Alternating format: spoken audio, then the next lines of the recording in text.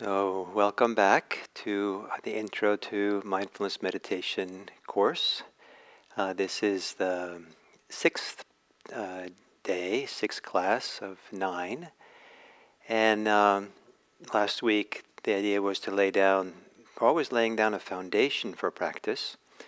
And it's nice to think of that's all we do is to put down the foundation. And the idea behind this idea that all we're doing is putting down the foundation for practice is that we're creating the conditions by which the Dharma, what's healthy, can unfold. It's like we're making space for a natural movement towards health, a natural movement towards becoming more peaceful or less in conflict with things, less fragmented in our lives, less caught up in our inner difficulties, so we can see everything more clearly.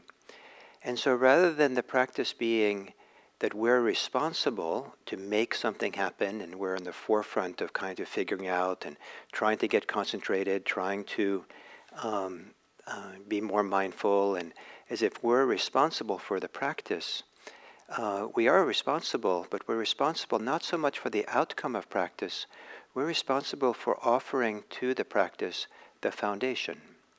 And so in this idea of the practice is like a pyramid or a mountain, the first foundation is the body. To connect to your body, breathe with your body. And this is just being grounded in your body, being centered in your body, familiar with what's going on in your body, relax in your body, creates a basis, a foundation upon which we can begin to be more aware and see more clearly what's here.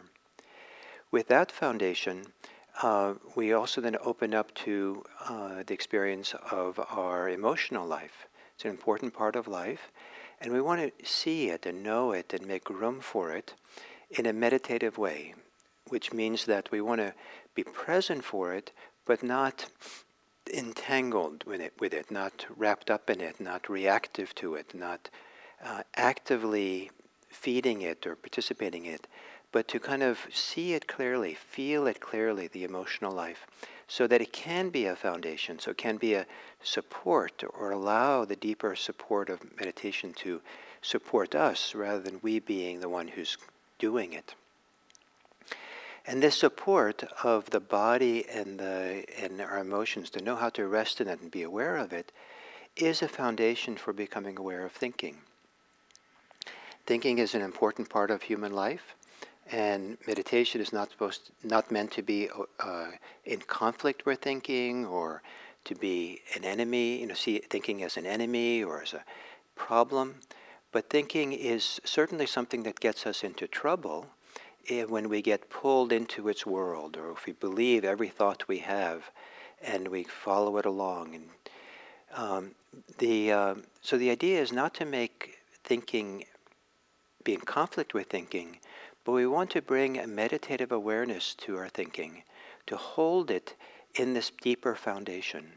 So if we learn how to be in touch with our body and regularly checking in with our body, with our breathing, in touch with our emotional life, then on top of this pyramid or this mountain of practice comes the smaller part on top, which is thinking. And this proportionality of a mountain or a pyramid, where thinking is near the top, is just a small segment of the whole mass, gives thinking a certain important place, so it feels like it's important, it's on top, but it's not the majority of who we are as a human being. Thinking is a small part of who we are, it's an important part, but there's a lot more of who we are that's left out when we get caught up or lost in our thoughts and rumination and all these things. So so that's why I like to teach this course, beginning with breathing, beginning with the body and then emotions, and then now it's time to talk about thinking. And to begin this, I'd like to do a very short meditation together. So short you might not want to change your posture, just be the way you are. And I'll start with something that we've already done together. So just close your eyes And maybe take one deep breath and relax as you exhale. And then breathe normally and take the 3-breath journey. Just stay with 3 breaths and count 1 to 3 as you go through those 3 breaths, feeling them, experiencing your breathing.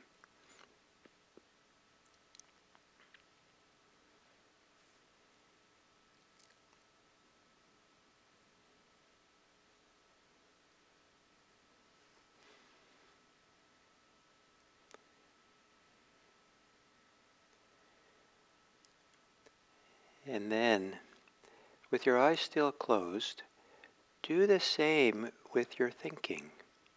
Count 3 distinct thoughts that you have.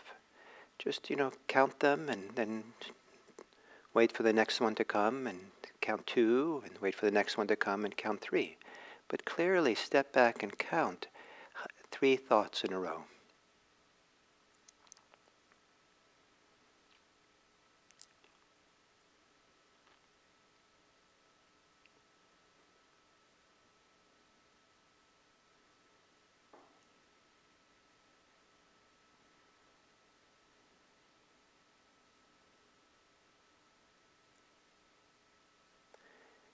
And then you can open your eyes. So the 3-thought exercise I call the 3-thought journey.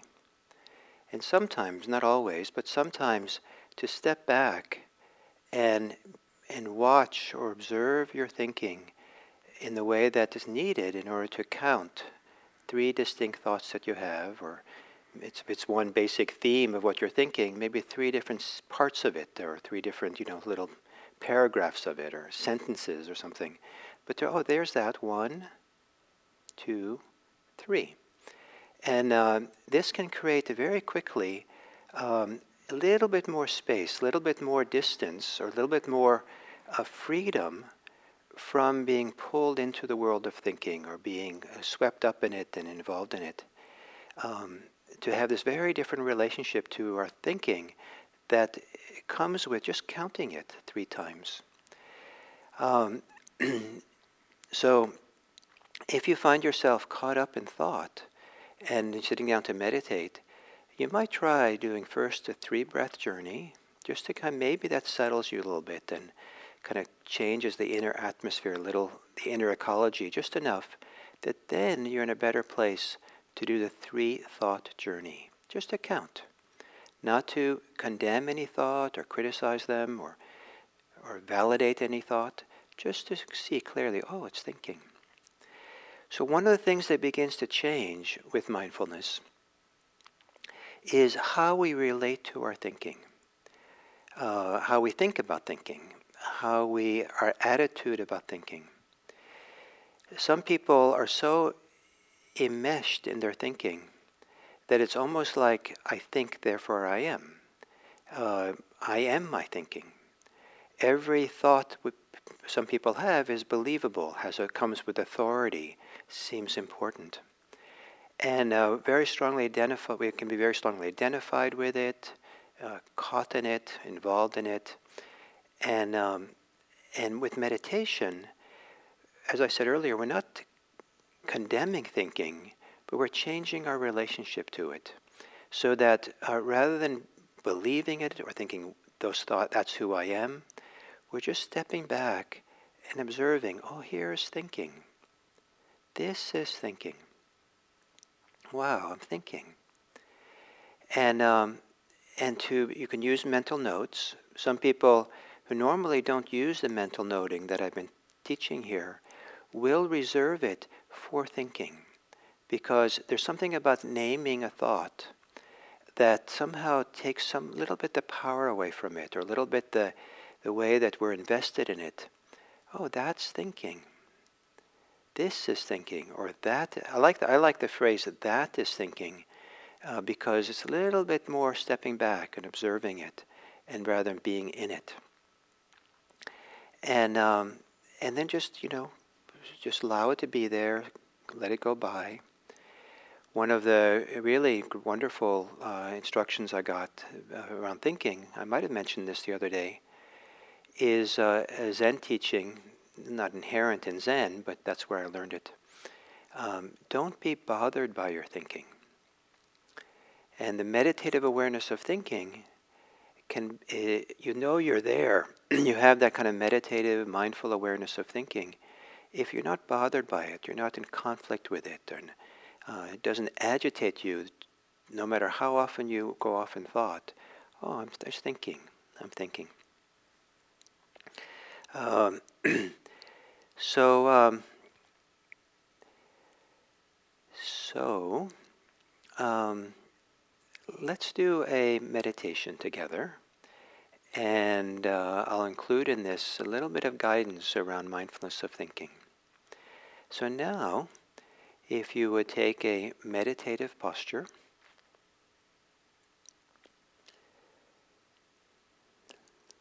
and some posture that you consider would support you for being present with your experience, your present moment experience.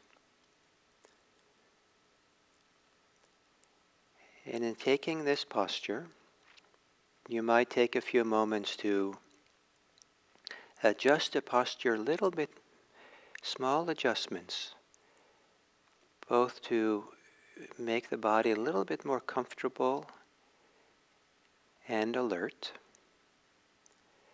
but also as a mindfulness exercise in itself, that you're beginning to direct your attention to your body as you make these small adjustments.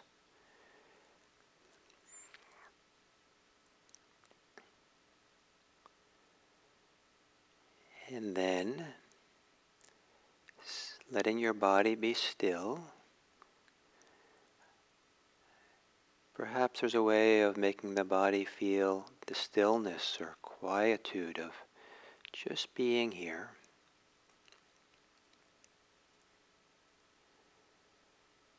And gently taking a few long, slow, deep breaths.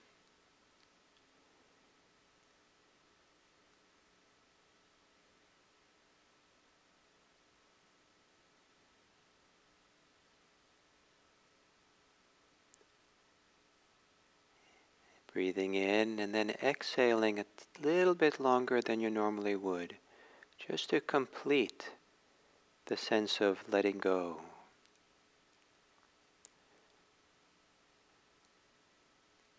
A little longer exhale that comes not from forcing the breath out, but relaxing or releasing a little bit at the end of the exhale.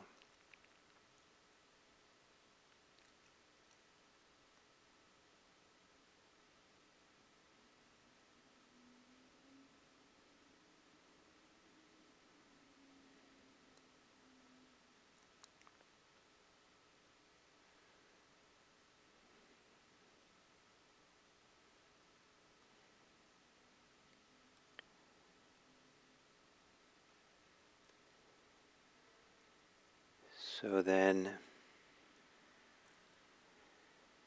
letting your breathing return to normal. And with the idea that the body is a foundation, to allow the body to be the foundation for you to be aware, you might take a few moments to relax your body. Relax some of the major muscles and holding patterns in the body.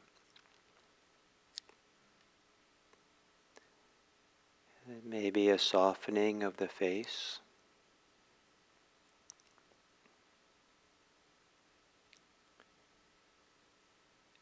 Maybe relaxing of the shoulders.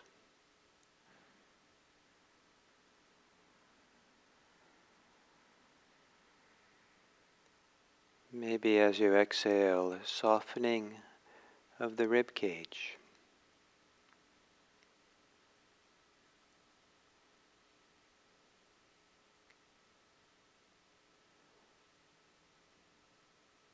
And perhaps a softening of the belly.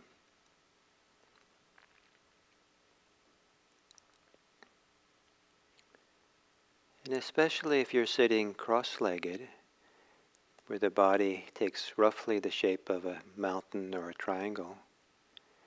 But any way that you are, see if you can feel a sense of stability or groundedness in your body. Any way in which the substance and weight of your body helps you to feel rooted, connected here and now.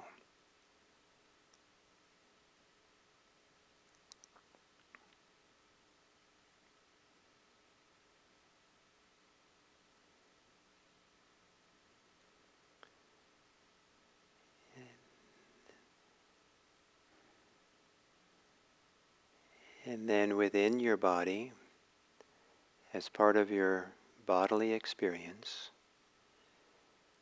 become aware of how the body experiences breathing.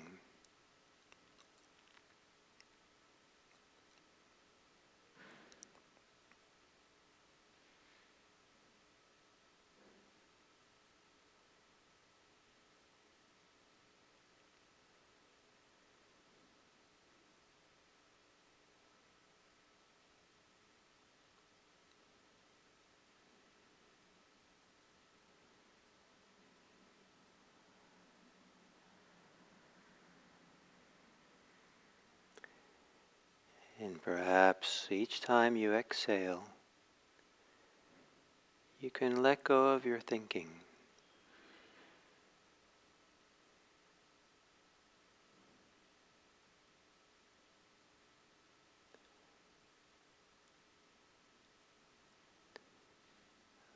Or if you can't let go of it, each time you exhale, let the thinking mind become quieter, softer.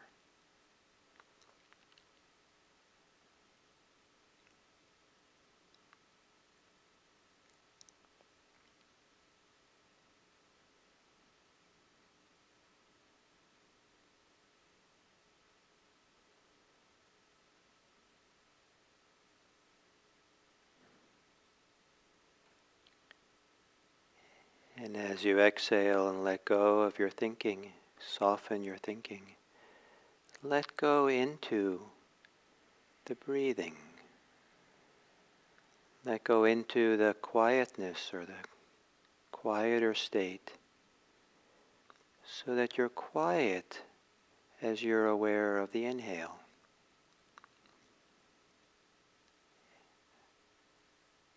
Letting go during the exhale, and having a quiet awareness of the inhale. Not trying too hard, just gentle.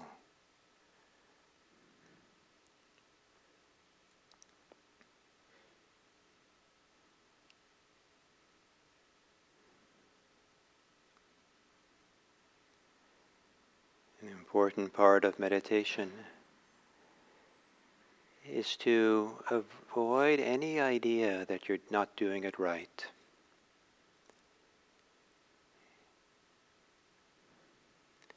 It's possible to also avoid any idea you're doing it wrong. No wrong, no right. Just here.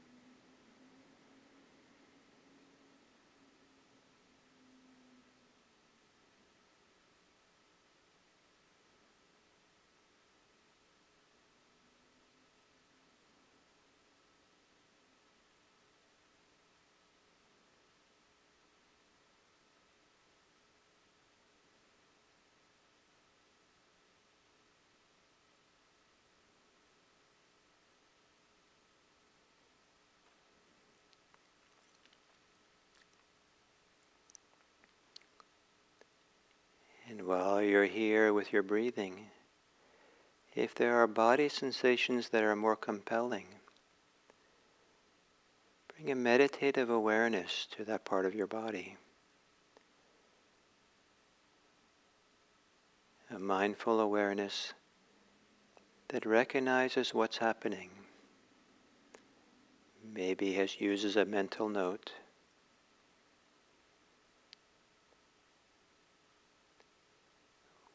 Where what's emphasized is a simple recognition, awareness,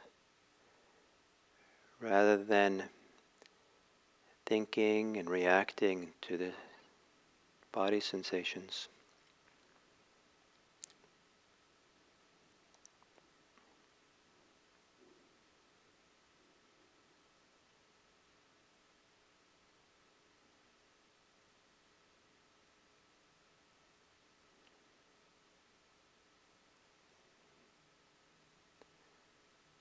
And after doing that for a little while, you can either continue focusing on the body sensations, or you can always try to come back again to your breathing.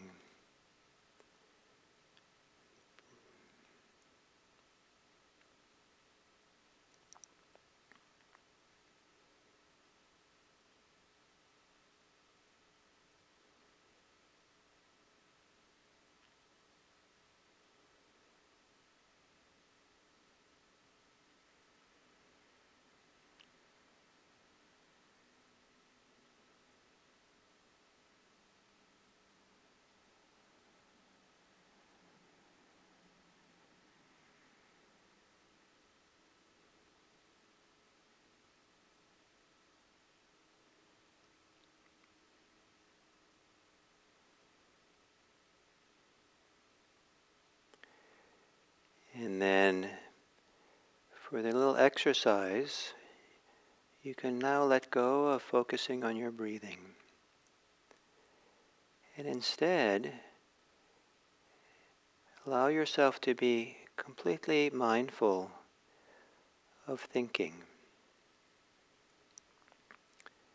For this exercise, you're allowed to think whatever your mind thinks.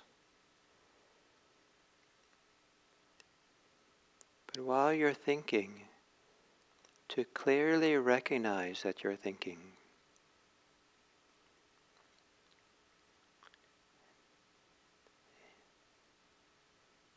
And you might want to use a simple mental note that supports that recognition. And it could be as simple as saying to yourself, thinking.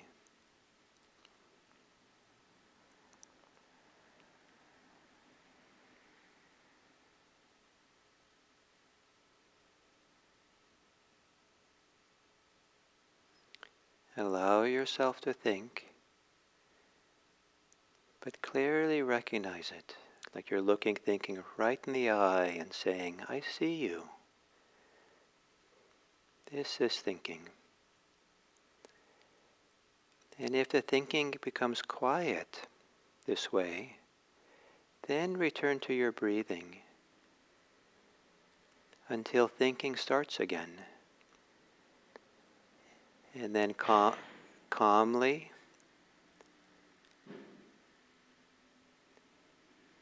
begin recognizing thinking.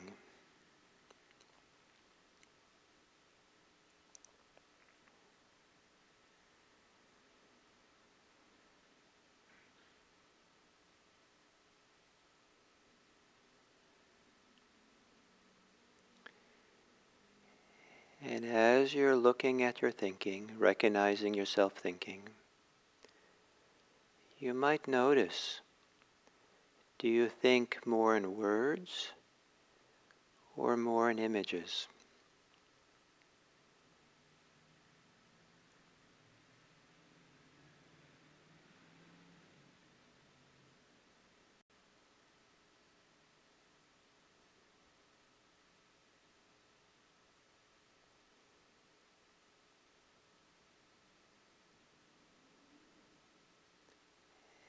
And if you speak in words, is there a location for the loudspeaker that says the words? if they feel like more like being spoken, or if they're more like words on a page, is there a place where that page is?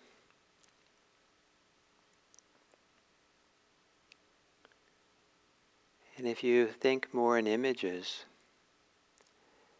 is there a place where those images are projected?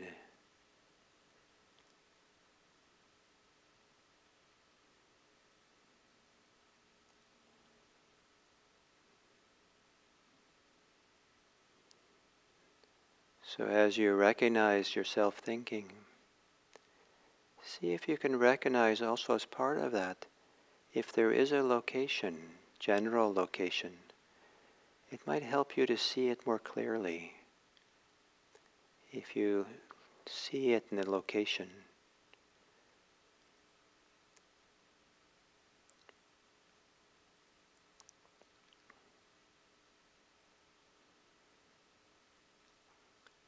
And if there's a location for your thinking, then it could also be clear that thinking is only a particular part of the whole. It's not everything.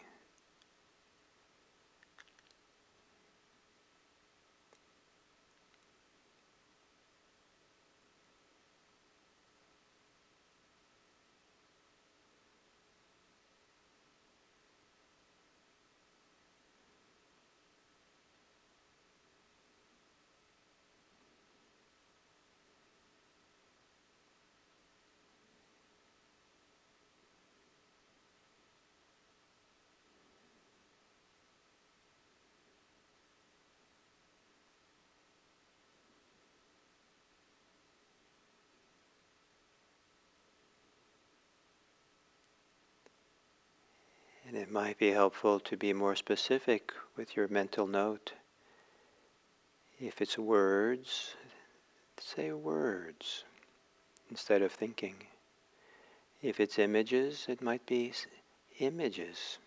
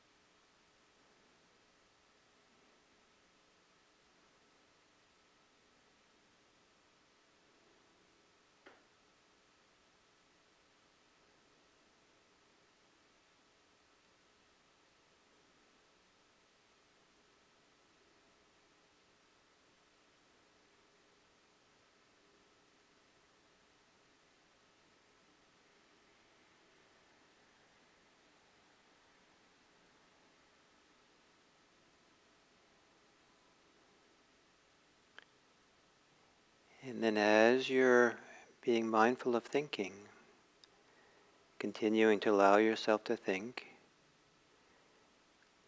if you are quiet, you can go back to your breathing. And when thinking returns, be content and happy that now you can do the exercise to just look upon your thinking and notice, what is your relationship to thinking? Do you have an attitude about it?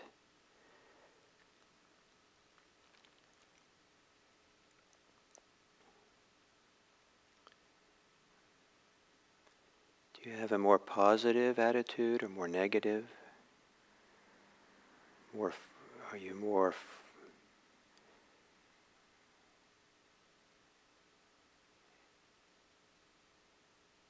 leaning into your thoughts or pulling away?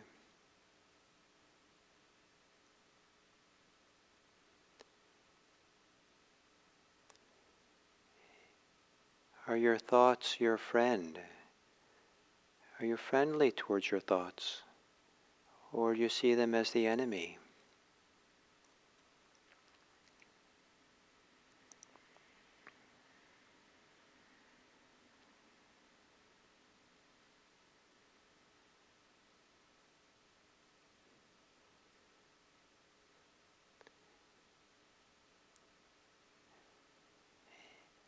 And then what changes in how you relate to thinking if you add the word just in front of the label thinking? As you observe and are aware of yourself thinking, call it just thinking. It's just a thought.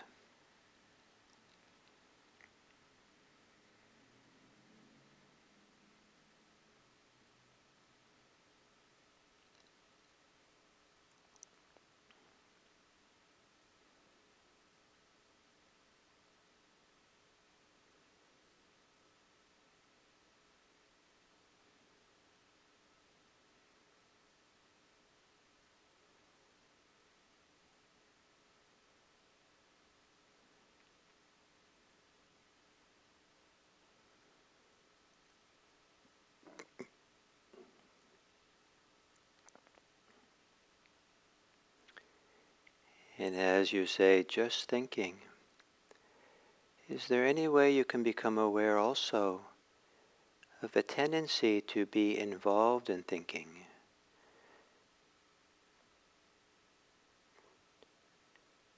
to react or participate in your thinking, get involved? A new thought comes up and you can feel you lean into it or get pulled into it. You pick it up.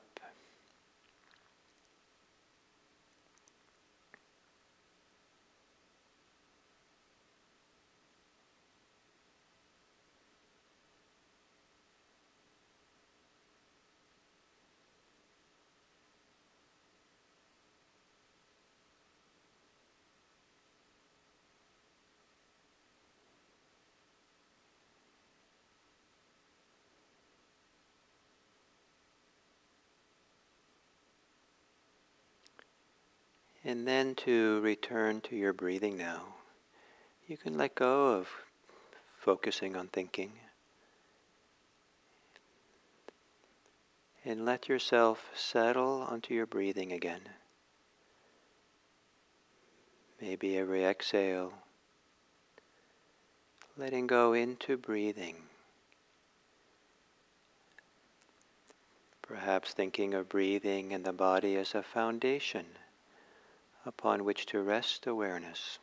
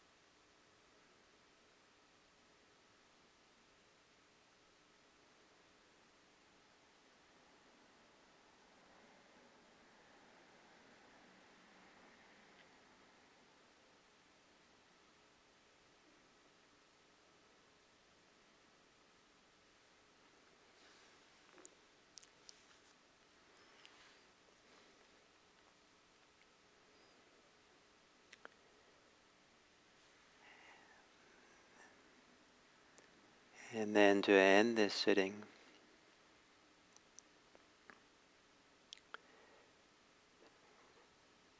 to take a few deeper breaths, letting go more fully as you exhale, feeling your body against your cushion, your chair, the floor, remembering that you're where you are. And then when you hear the bell, 3 bells, at the end of the 3rd bell, you can open your eye.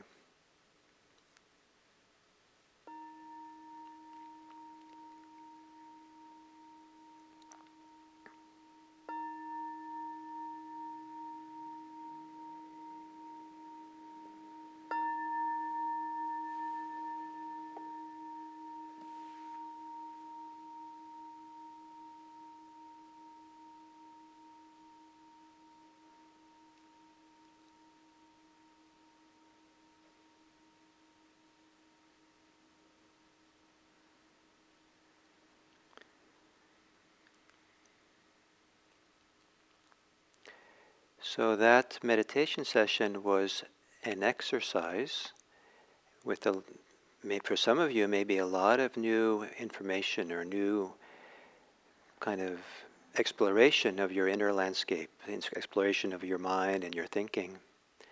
So if that stirred you up or that gave you a lot to think about, or that's quite understandable if it's all new. And it can be quite useful to start understanding aspects of thinking, our relationship to it.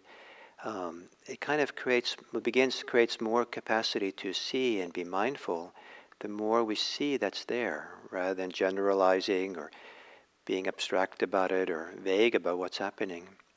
So if some of what came up was news to you, and just now maybe you have to digest it or be with it, and maybe go for a walk or do something just to kind of digest what happened. But I want to follow up this with making a distinction between the activity of thinking and a word that I've coined. It's not a normal English word, but in contrast to thinking, there is thoughting, the activity of the mind having a thought. The mind is a thought machine. That's what it does. It often, much of the time, will produce thoughts, ideas, imageries, memories, perceptions of things, ideas of what's there. It produces all kinds of cognitive movements of the mind, of knowing something. And with our involvement with it, we then create associations to the thoughts that come up. We tie up individual thought into the next thought, or we get involved with that thought, or we think, oh, that we react to that thought, we pick up that thought. And so if I say the word lunch, then some of you will start thinking thoughts about lunch. You might hear the word lunch, and the thought lunch appears in your mind, and then that's a thought, and then you start planning your menu for lunch, and now you're thinking. And this distinction helps us to see that thoughting is just what the mind does. The thoughts can be created. But thinking is our involvement with them. And the involvement with thinking can be multifaceted and can create all kinds of we can experience our thinking very differently if we're involved. Some thoughts can be very strong and very substantial because we're really invested in it. And some thoughts that arise, there's no investment, we're just kind of very relaxed, and they just float up and float away. And everything in between. None of this is wrong, but what we're doing in mindfulness practice is trying to see what is, to be mindful of what's actually happening, and getting a little bit more sense of the landscape, the ecology of thinking, can help us to observe thinking rather than getting lost in it and caught in it. So this idea of getting caught in thoughts, or picking them up, or entering into the world of a thought, I'd like to exemplify with an analogy which I might have used last week. So please forgive me if I did. So imagine that you've gone on a nice hike in the countryside, and it's been a wonderful day, and you come to a nice tree on the edge of a beautiful little river going by, and you have a lunch. Maybe you take a little nap. You wake up so refreshed and so content and so feeling like everything is good right now, and for these minutes that you're there, nothing's needed, and it's just such a nice thing to just be present in a very alive, clear, relaxed way, and just watch the river go by, and the waves, the current flows by, and you find yourself kind of a little bit happily absorbed in just watching the ripples of the water as it goes by. And everything is good. And then there comes down the river a big New Orleans showboat, a big boat with banners and bands and dancing and all kinds of wonderful music coming off the boat. And you watch this boat coming down to pass you by on the river, And the next thing you're aware of, you're on the boat. And you're involved with all the activity of the boat. But the next thing you're aware, you're on the boat, but you're aware 2 weeks later. You just got so absorbed in the boat, you didn't even notice that you climbed onto the boat, that you were in the boat and involved in the boat. You're so involved. And then 2 weeks later, you say, wait a minute, how did I get on the boat? You get off the boat, you make your way back up the river, eventually get to that tree, and you're sitting there again.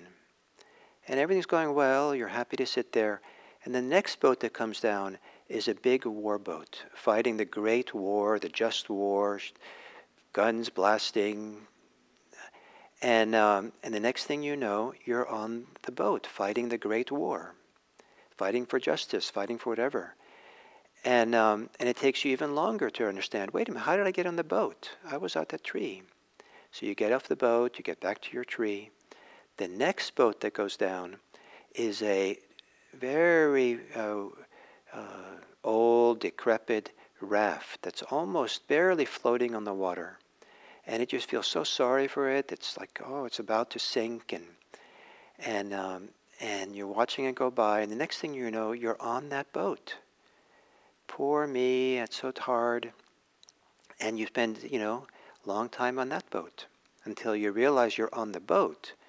And then you get off and you come back and you go to the tree and sit there, rest, and watch the river. So in the same way, our thoughts that arise can be like boats. And it's possible just to watch the boats go by and just see it as a boat. It's a boat, it's a thought, a thinking. Or we can get on the boat and we can be involved in that boat and lost and not really present, not really clearly cognizant of what's happening, because we're so involved in the ins and outs of our thoughts and the fantasies and the memories and the images of the future or whatever it might be, that we're kind of on the boat.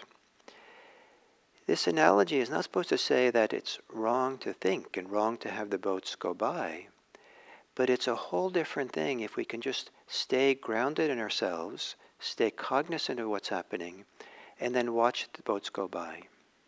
It doesn't mean that we never get on a boat or never get involved in some thoughts, but we have a much more choice about what we do if we have the ability to step back and just notice it and see it, oh, just a thought is happening. This is especially useful in meditation. In meditation, there's not very little you actually need to think about. 99% probably of what you're thinking about in meditation, for the purposes of meditation, is not really needed. And so it's fine to let go of it. You can pick it up later, after the meditation. It's okay just to let the boats go by and develop that capacity just to observe, just to watch. This is thinking. This is thinking. And I thought about maybe of redoing the analogy and using it for just sitting and watching your screen on your device and kind of scrolling through websites. And then soon enough you can find a website and you don't know how long you spent in the website. You were lost in that website until you pulled out and until the next interesting website came along and you got pulled into that universe. But I think prefer the imagery of just sitting back on a tree and just watching things go by. So the basic idea, the instructions around thinking for mindfulness meditation is to stay as the default mindfulness of breathing. It's like the anchor or the home base where we're training ourselves to be centered here, to be focused, to be mindful of something that's recurring and simple and always in the present moment. At the moment but if thinking becomes predominant and we keep getting pulled away over and over again, then the instructions are to just be mindful of thinking. Take a few moments to recognize your thinking. Sometimes it's enough to just name it a few times. Thinking, and then come back to the breathing. Sometimes it needs more attention than just a few moments. And it's fine to keep a lot of attention to exploring and being mindful and just keep saying, just thinking, thinking. Sometimes it's useful to be a little bit more specific about the label, the name, because it's clearer recognition if we say, if we recognize the planning thoughts as planning, planning, or memory thoughts as remembering, remembering, or fantasy as fantasy. Sometimes as the note is more specific and to the point, it's easier to get a little bit of freedom from the thinking and just to watch it go by or not be so involved. And then come back to the breathing and let go into the breathing again. If the thinking is really compelling or you keep getting pulled into your thinking, then the idea is to spend a little bit more time focusing on thinking and just noticing what's going on. And one of the most useful things to notice if there's a lot of thinking is what emotion is associated with that thinking. What emotion seems to support it or is feeding it or is underlying. And chances are the stronger the thinking, the more involved we are with thinking, there will be some emotion that underlies it, that's part of it. And I think of sometimes the emotion that's underlying a thought to be like the factory that keeps producing it. And if all you do is let go of the thought, but don't attend to the factory will keep pumping out more and more thoughts. And but if you can attend to the emotion, that's really what probably needs more attention. It's kind of what needs you is to be recognized and be felt and cared for. It's almost like the emotion is, so it's the, it's created, it has a flag, it says, hey you, over here, pay attention over here. But then we pay attention to the flag, not what's holding the flag. So not to give so much credence and importance to the thoughts, but rather to give importance to what's happening in a deeper level here when we're having this. So for example, if there's a lot of planning thoughts, the chances are that more often than not, that there is some kind of fear, anxiety, apprehension around those planning thoughts. Sometimes it's more of a delightful anticipation that's underneath it. But whatever it is underneath it, or the energy or the emotion behind it, if you can bring your attention to that and not let that be subconscious or not noticed, then something begins, more freedom can happen. We're less likely to get involved in the thinking and just stay in the present moment of what's going on. If there's a lot of memory, there could be a lot of emotions behind memories and thinking about the past. But for example, it could be anger or resentment at what happened before. And what needs our attention is the anger or the resentment, not necessarily repeating and reviewing the story of what happened and coming up with a better response to what was said in the conversation yesterday, but to just really feel the anger. And so in this way, this is one of the reasons why mindfulness of emotions is important to teach first before mindfulness of thinking. Because sometimes to really find our freedom with thinking, we have to kind of drop down to this deeper foundation from which thinking is emerging and coming. So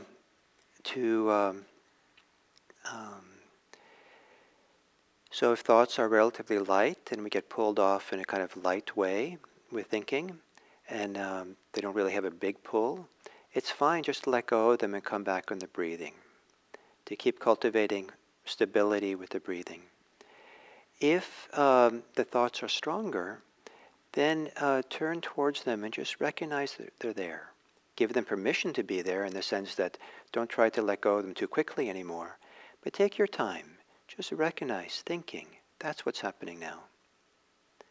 Maybe be a little bit specific in terms of calling it planning, remembering, fantasy, something like that.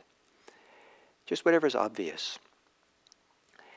And then if that's enough to settle them so you're not pulled into their orbit so strongly anymore and you can stay with your breathing, then go back to your breathing. If thinking is really compelling and you really can't, let go of it or, you keep being pulled into it, or you let go of it and you immediately go back to it over and over again, then you want to take your time with thinking, mindfulness of thinking. Just really turn towards it, and as if you're in here for the long term, just really, it's not a problem, you're not bothered by it, but this becomes now the object of mindfulness practice. You're going to meditate. The object of meditation will be yourself thinking. And then you might do some of the things we did in the exercise. You might notice if there's a location for your thinking, for the voice that speaks, or for the projector that's projecting, or the screen in which it appears.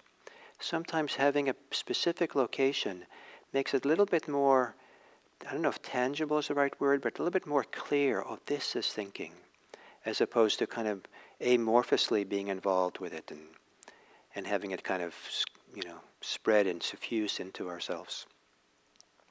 And then you might also look at what's the emotion underlying it. The stronger the thinking, the more likely there's an emotion underlying it. And you might consider it's the emotion that needs you more than the thoughts.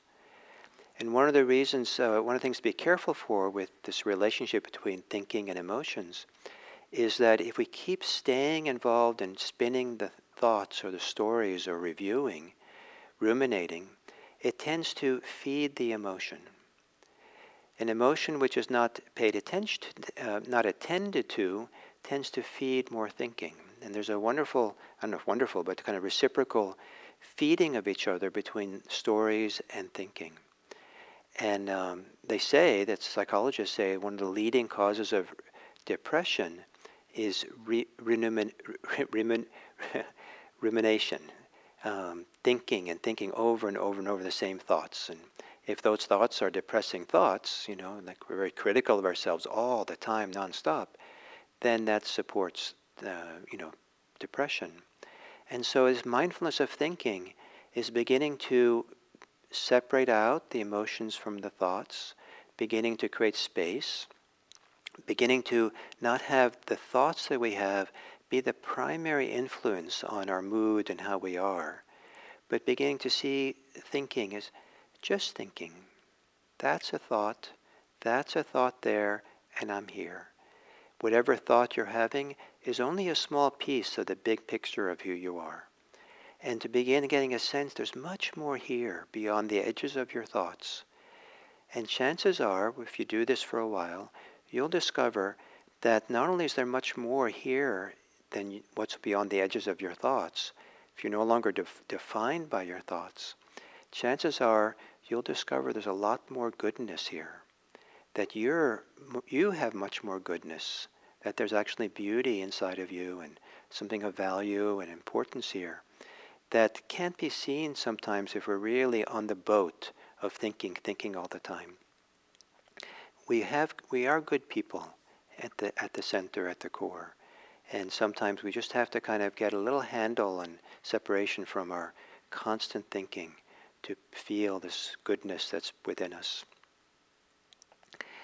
So for now, I would encourage you to, sometime before our session tomorrow, to spend 20 minutes, or if you're comfortable enough now to expand it a little bit longer, to try 25 or 30 minutes of meditation. And to begin to be mindful of thinking as well, whenever that becomes compelling or strong. And as you go through your daily life over the next day, you might look for opportunities to check in, to notice your thinking. Notice you are thinking, to recognize that's happening, the quality of your thinking, the character of your thinking, your relationship to thinking. And you might try the 3-thought journey a few times through the day, maybe every hour on the hour, and just, count 3 thoughts and see what happens. And see if this kind of little bit study and curiosity about how thinking works in your life through this next 24 hours maybe begins shifting your relationship to thoughts and the relationship of thinking to you, that it creates a little bit more health, a little bit more peace, a little bit more independence and freedom. may you become free of the influence of your thinking so that you can think more wisely and better. So I hope that this is helpful, and tomorrow we'll continue a little bit more with exploration of thinking. If anything I said today seemed complicated and too much, then don't worry about it. Maybe forget that and drop that, or listen to this recording again if it's helpful for you. There's a very important principle about mindfulness, and that is, if it's not simple, it's not mindfulness. So if it seems like what I said today was too much to remember and you're trying to figure it out, it's really enough just to go back to your breathing and make that the primary focus of attention. And then as it becomes really obvious that something else has needed attention, then maybe you'll remember some of the things I said, and you can just bring some mindfulness to it then. So I hope you enjoy your thinking. I hope that you have a friendly relationships to your thoughts and learn to offer kindness to to yourself as you think, and that this next 24 hours is a useful, nice time for you, and I look forward to our time tomorrow. So, thank you very much.